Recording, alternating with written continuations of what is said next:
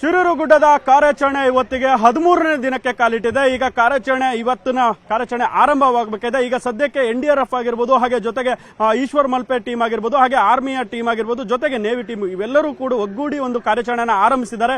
ಇವತ್ತು ನೀವು ನೋಡ್ತಾ ಇರಬಹುದು ಶಿರೂರು ಗುಡ್ಡದ ಮುಂಭಾಗ ಏನೋ ನದಿ ಇದೆ, ಆ ನದಿಯ ಮುಂಭಾಗ ಈಗ ಏನು ಈಶ್ವರ್ ಮಲ್ಪೆ ಅವರ ಟೀಮ್ ಕೂಡ ತಯಾರಿಯನ್ನ ಮಾಡ್ಕೊತಾ ಇದೆ. ಜೊತೆಗೆ ನೀವು ನದಿಯ ಪಕ್ಕದಲ್ಲಿ ದೋಣಿಗಳಿಗೆ ಎಲ್ಲಾ ರೀತಿಯ ವ್ಯವಸ್ಥೆಗಳನ್ನ ಮಾಡ್ಕೊಳ್ತಾ ಇದೆ. ಹಾಗೆ ಜೊತೆಗೆ ಒಂದಿಷ್ಟು ಹಗ್ಗಗಳನ್ನ ಬೇಕಾಗಿರುವಂತಹ ಸಾಮಗ್ರಿಗಳನ್ನ ಎಲ್ಲನೂ ಕೂಡ ತೆಗೆದುಕೊಂಡು ಹೋಗೋದಕ್ಕೆ ತಯಾರನ್ನ ಮಾಡ್ಕೊಂಡಿದ್ದಾರೆ. ಹಾಗೆ ಜೊತೆಗೆ ಈಗ ಸದ್ಯಕ್ಕೆ ಏನು ಆಕ್ಸಿಜನ್ ಕ್ಯಾನ್ ಗಳನ್ನ ಈಗ ಏನು ವ್ಯವಸ್ಥೆ ಮಾಡ್ಕೊಂಡಿದ್ದು, ಈಗ ಏನು ಈಶ್ವರ್ ಮಲ್ಪೆರ ಟೀಮ್ ಅವರು ಆಕ್ಸಿಜನ್ ಅನ್ನು ಕೂಡ ಟ್ಯಾಂಕ್ ಗಳನ್ನ ಕೂಡ ಅಂದ್ರೆ ಸಿಲಿಂಡರ್ ಗಳನ್ನ ತೆಗೆದುಕೊಂಡು ಹೋಗಿ ಅವರು ಡ್ರೆಸ್ ಅನ್ನ ಮಾಡ್ಕೊಳ್ತಾ ಇದ್ದಾರೆ. ಹಾಗೆ ಈಗ ಸದ್ಯಕ್ಕೆ ಇವತ್ತಿನ ಪ್ಲಾನ್ ಪ್ರಕಾರ ಅವರು 3 ಏನು ಜಾಗಗಳಿದ್ದು ಆ ಜಾಗಗಳಲ್ಲಿ ಒಂದು ಜಾಗದಲ್ಲಿ ಮರದ ದಿಮ್ಮೆ ಅಂದ್ರೆ ಆಲದ ಮರ ಏನಿತ್ತು, ಆಲದ ಮರ ಒಂದು ತಲೆ ಕೆಳಗಾಗಿ ಬಿದ್ದಿದೆ ಅಂತ ಹೇಳ್ತಿದ್ದಾರೆ ಈಶ್ವರ್ ಮಲ್ಪೆ ಅವರು. ಅವರ ಆ ಜಾಗದಲ್ಲಿ ಆ ಜಾಗವನ್ನು ಐಡೆಂಟಿಫೈ ಮಾಡಿ ಮತ್ತೆ ಅದನ್ನ ತೆಗೆಯುವ ಕೆಲಸಕ್ಕೆ ಜಿಲ್ಲಾಡಳಿತಕ್ಕೆ ಕ್ರಮ ವಹಿಸಲಿದ್ದಾರೆ ಅಂತ ಹೇಳ್ತಾ ಇದ್ದಾರೆ. ಅದಾದ ನಂತರ ಎಲ್ಲಿ ಟ್ರಕ್ ಇತ್ತು ಆ ಜಾಗದಲ್ಲಿ ಈಗ ಹುಡುಕುವ ಕೆಲಸ ಕೂಡ ಆಗ್ತಾ ಇದೆ. ಏನು 3 ಪಾಯಿಂಟ್ಗಳಲ್ಲಿ ಒಂದು ಪಾಯಿಂಟ್ ಅನ್ನ ಈಗ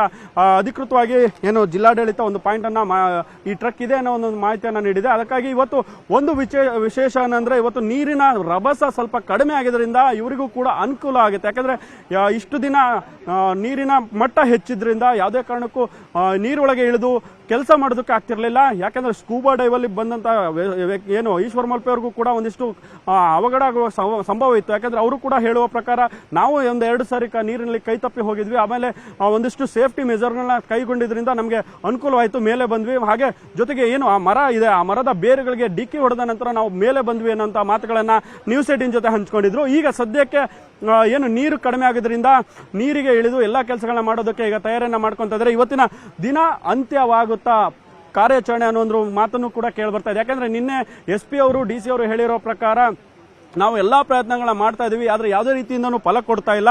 ಹಾಗಾಗಿ ಕಾರ್ಯಾಚರಣೆನ ನಿಲ್ಲಿಸುವಂತ ಮಾತುಗಳನ್ನ ಪರೋಕ್ಷವಾಗಿ ಹೇಳಿದ್ರು. ಹಾಗಾಗಿ ಇವತ್ತು 13ನೇ ದಿನಕ್ಕೆ ಕಾಲಿಟ್ಟಿದೆ.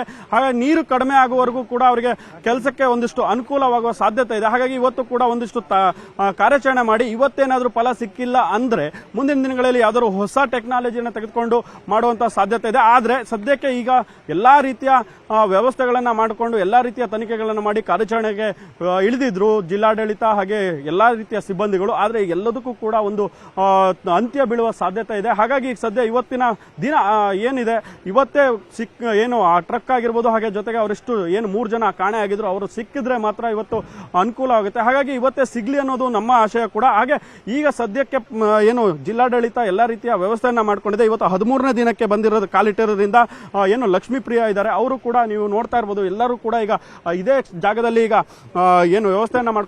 ಏನು ಗುಡ್ಡ ಕುಸಿದ ಪಕ್ಕದಲ್ಲಿರುವಂತಹ ದೇವಸ್ಥಾನದ ಭಾಗದಲ್ಲಿ ಈಗ ಏನು ಕಾಣಿಸ್ತಾ ಇದೆ ನಿಮ್ಗೆ, ಅಲ್ಲಿ ದೋಣಿಗಳನ್ನ ಇಟ್ಕೊಂಡು ಅದನ್ನ ತಯಾರಿಯನ್ನ ಮಾಡ್ಕೊಂತಾರೆ. ಈಗ ಸದ್ಯಕ್ಕೆ ಬೆಳಗ್ಗಿನ ಜಾವ ಈಗ ಇಳಿಯುವ ಸಾಧ್ಯತೆ ಇದೆ. ಈಗ 5ಕ್ಕೂ ಹೆಚ್ಚು ದೋಣಿಗಳನ್ನ ಈಗ ಈ ಕಾರ್ಯಾಚರಣೆಗೆ ಬಳಸಲಾಗ್ತಾ ಇದೆ. ಸದ್ಯ ಈಗ ಎಲ್ಲಾ ರೀತಿಯಿಂದಲೂ ಜಿಲ್ಲಾಡಳಿತ ವ್ಯವಸ್ಥೆ ಮಾಡ್ಕೊಂಡಿದೆ. ಈಗ ಸದ್ಯ ಇವಾಗ ಏನು ಬೆಳಗ್ಗೆ 10 ಗಂಟೆಗೆ ಈ ಕಾರ್ಯಾಚರಣೆಯನ್ನು ಶುರು ಮಾಡಬೇಕಾಗಿದೆ. ಕ್ಯಾಮ್ರಾ ಪರ್ಸನ್ ಗುರುಶೇಖರ್ ಜೊತೆ ವಿನಯ್ ಪುರ್ದಾಳ್. ಕನ್ನಡಿಗರ ಮೆಚ್ಚಿನ ನಿಮ್ಮ ನ್ಯೂಸ್18 ಕನ್ನಡ ಈಗ ವಾಟ್ಸ್ಆಪ್ನಲ್ಲಿಯೂ ಲಭ್ಯ. ಕರ್ನಾಟಕ ಮತ್ತು ದೇಶ ವಿದೇಶದ 360 ಡಿಗ್ರಿ ಸುದ್ದಿ ವಿವರವನ್ನ ನೀವು ನಿಮ್ಮ ಕೈ ಬೆರಳುಗಳಲ್ಲಿಯೇ ಪಡೆಯೋದಿಕ್ಕೆ ಈ QR ಕೋಡ್ ಅನ್ನ ಸ್ಕ್ಯಾನ್ ಮಾಡಿ. ನಮ್ಮ ಚಾನೆಲ್ ಅನ್ನ ಫಾಲೋ ಮಾಡಿ, ನೋಟಿಫಿಕೇಶನ್ ಆನ್ ಮಾಡಿ.